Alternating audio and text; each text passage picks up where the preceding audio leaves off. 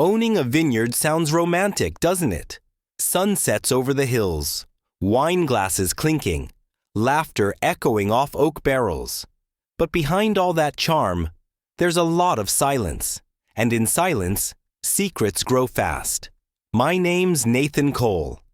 I've spent the last 13 years building Cole vineyards from nothing. From rough soil, broken hands, and second-hand equipment. Now it's one of the most visited boutique vineyards in Napa Valley. People travel from across the country just to walk through our fields and sip wine with their name on the label. A year ago, I married Isabel. Smart, beautiful, breathtaking, really. She worked in PR when we met, came to the vineyard to help with an investor tour. She stayed. Eventually, she stayed in my life too. She made everything feel warmer. The house, the business, even me. I didn't just marry her, I thanked the universe for her. But lately, things have changed. She leaves early, comes home late, says she's working on branding partnerships, yet I haven't met a single one of these supposed clients. And then, the letter came. I found it tucked in the wooden grape crate by the back gate. No return address. Just my name in handwriting I didn't recognize. Inside, a single sentence. She married you for the land. Look closer. She's not who you think she is. No signature. No threats. Just that. At first I laughed. People gossip. Especially when you build something worth envying. But then, I started watching, listening, noticing. And what I noticed? Isabel had 2 phones. She kept one in her purse, always locked. The other one, the one she showed me, was clean. Too clean. She smiled differently now, too. Like someone performing a part. Like a woman who knew she only had a little longer to play the role of loving wife. I didn't say anything. I didn't accuse her. Instead, I hired someone. A private investigator. Quiet. Local. Former sheriff. Someone who knew how to watch without being seen. His first report came back in 3 days. And it made my blood run cold. He'd followed her to a small tasting room downtown. Not unusual, except she wasn't alone. She was with Chase Donovan, one of our vineyard guides. A man I'd trusted to give tours to our guests. A man I'd seen laugh with our staff, play with my dog, and pour wine in the home I built. And in the photo the investigator sent me, he was holding her waist, and she was smiling like I never existed. I stared at the photo for a long time. Long enough for the coffee in my hand to go cold. There they were, Isabel and Chase, smiling, laughing. Close enough that it didn't leave much room for doubt. The report said it wasn't the first time. This had been going on for weeks, maybe longer. And the tasting room they met at? Not ours. One I didn't even know existed, a small private cellar outside of town. No cameras, no staff, just them. The next day, I walked into the vineyard like I always did. Checked the barrels. Greeted the workers. Smiled like my life wasn't cracking beneath my boots. I passed Chase in the courtyard. He nodded. Morning, boss. Same friendly tone as always. Same fake charm. I almost lost it. But I didn't. Not yet. Instead, I invited him to dinner. You and Isabel have gotten pretty close, I said casually, standing under the shade of the tasting deck. Thought it'd be nice to have you over. She says she could use a night with friends. He blinked, hesitated, then smiled. Yeah, that'd be great. He was nervous. I could see it. He thought I knew. But he didn't know what I knew. Not even close. That night, Isabel was quiet. I made her favorite, grilled salmon, lemon risotto, a bottle of our best Pinot. She picked at her food, jumped every time her phone buzzed. Chase showed up right on time. He brought dessert. Store-bought, no effort, typical. We ate, we talked, mostly surface stuff. And then I dropped the first seed. You know what's crazy? I said, pouring wine. Somebody left a letter for me. Said someone's trying to take the vineyard from me. Chase went still.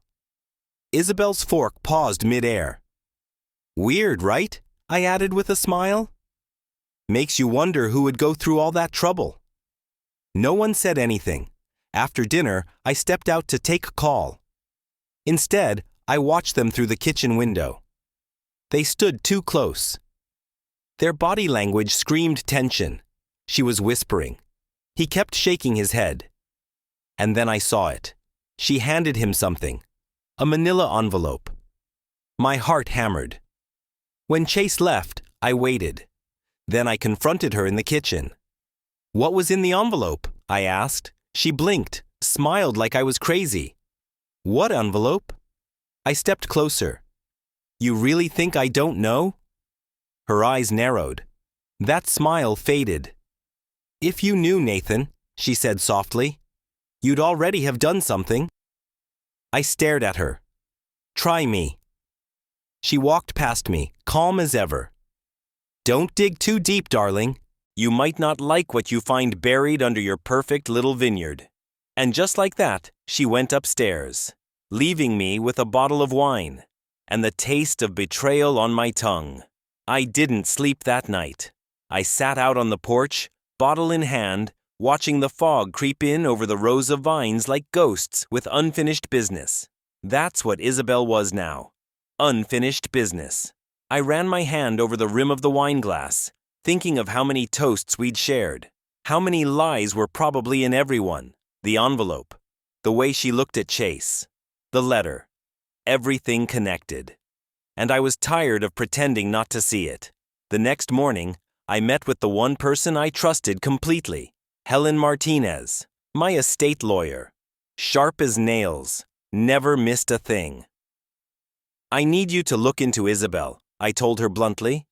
Marriage license, property paperwork, anything with her name on it that touches this land. Helen didn't blink. You think she's coming for the vineyard? I think she already has, I said. And I need to know if I signed anything stupid while I was in love. Later that day, while Helen worked her legal magic, I took a walk through the old records room in the back of the cellar. It was quiet, cool, the smell of aged wood and wine thick in the air. There, in a dusty filing cabinet, I found something I hadn't seen in years. A contract. One Isabel convinced me to sign for future expansion. But as I flipped through it, I realized something sickening. The expansion plot? It had my vineyard's title listed as collateral. If that expansion failed, if debt was triggered, the land defaulted to her. To her. Not to us. Not to the business. To Isabel. I barely made it back to the house before I got Helen's call. Her voice was tight, clipped. Nathan, Isabel has 6 identities registered across 3 states. Different versions of her maiden name, different middle names. But it's her. She's been married before. Twice. Both times the husbands lost everything. Land, money. One even filed for bankruptcy. The other vanished. I gripped the phone tighter. And Chase? He's not just a vineyard guide, he's her handler. A fake resume, fake credentials. I'd bet he's helped her do this more than once. Everything inside me went still. Cold. My vineyard wasn't just at risk. It was already under siege. And I let it happen, with a ring and a signature. I looked out at the fields, the land I bled for. They weren't taking this from me. Not her. Not him. Not anyone. That night, I waited until she was asleep. Then I searched the drawer she always kept locked in her home office. I picked it open. Took me less than a minute. Inside were 2 passports, a burner phone, a folded map of the vineyard with the exact boundary lines of the land I had unknowingly signed away, and a handwritten list. Phase 3, liquidation buyers, jury's new title, Chase D. They were already planning to sell. Behind my back, with his name ready to go on the deed. I stood over her as she slept, so peaceful, so still. And for the first time, I didn't see the woman I married. I saw the woman who came to destroy me. Smiling. But I was done being played. Done being quiet. I was going to burn their plan to the ground before they ever saw the smoke. The next morning, I brewed coffee the way she liked it. Vanilla creamer. Dash of cinnamon on top. Just like always. She came downstairs in her robe, smiled like she didn't dream about stabbing me in the back. "Morning, love." "Morning," I said, setting the cup down gently. We kissed. Routine. But inside me, something had shifted. I wasn't going to warn her. I wasn't going to cry or beg. I was going to play her game, and I was going to win. The first thing I did was call Danvers, a wine industry consultant who owed me a favor. "Find me a buyer," I told him. "But make sure the deal goes through my name, under a temporary trust. No public filings until I say so." He hesitated. "You selling the vineyard?" "No," I said. "I'm saving it." That same day, I gave Chase a raise. Offered him more responsibilities. Told him I was looking to slow down, maybe travel with Isabel. He bit instantly. "Damn, man, you serious?" "Dead serious," I said. "Someone's gonna have to run things when I'm not around, right?" He smiled like a kid on Christmas. He thought he was winning. But I had already changed the locks on the office, already wiped the internal server, already moved the company accounts out of the ones they'd tried to mirror. And Helen? She was preparing a civil injunction. Quiet. Precise. It would freeze any land sale attempt under Isabel's name. They had no idea I was already 5 steps ahead. That night, Isabel came into my office, wearing one of those dresses that always made me forget whatever I was mad about. "Not this time. You've been different lately," she said softly. "Busy. Focused." I leaned back in my chair, nodded. "Just thinking about the future." She stepped closer, fingers brushing the back of my neck. "Our future?" I looked her dead in the eyes. "That depends entirely on you." She froze for half a second. Just enough. Then the smile returned. "Well then, guess we'll have to make it a good one." The next morning, I scheduled a surprise staff appreciation breakfast. Everyone showed up, even Chase. Coffee, pastries, smiles, and then I played the video. From my phone to the projector for all to see. Footage from the tasting room's back security cam. A camera they didn't know existed. Isabel and Chase. Close. Too close. Whispers. Documents exchanged. A kiss. The staff fell silent. Chase stood there, frozen. Isabel. She didn't even blink. She turned to me and said, "I see you've decided to stop pretending." I nodded slowly. "And you've run out of places to hide." She smiled, but it didn't reach her eyes. "You're smarter than I gave you credit for." "You never gave me credit at all," I replied. She leaned in slightly and whispered just for me, "You have no idea who you're really fighting." I stared at her, calm and steady. "Then I guess it's time I find out." The room erupted, staff whispering, Chase trying to deny it. But it didn't matter, because I'd already triggered the injunction, already moved the assets, already erased every fingerprint she tried to leave on my life. She married me for the land. But now all she was walking away with was dirt under her nails. The fallout was immediate. By noon, Chase was gone. Packed his stuff, left his keys, didn't even say goodbye. Coward. The staff didn't ask many questions. They didn't have to. The video said it all. And Isabel? She didn't scream, didn't cry, didn't even argue. She just stood there, calm, like she'd already planned for this. That scared me more than anything. That night, she didn't sleep in our bed. I heard her in the guest room pacing, whispering on the phone. Too quiet for me to make out the words, but the tension in her voice said everything. I checked the hallway camera on my phone. Yeah, I installed them weeks ago. Paranoia, maybe. But now they were survival. I watched her slip out of the house around 2:30 a.m., black hoodie. No headlights. Gone. But she didn't know I put a tracker on the SUV. She drove north, past the hills, into a dead zone. Private road, old barn. A place I didn't even know existed on our land. The next morning, I went there. Alone.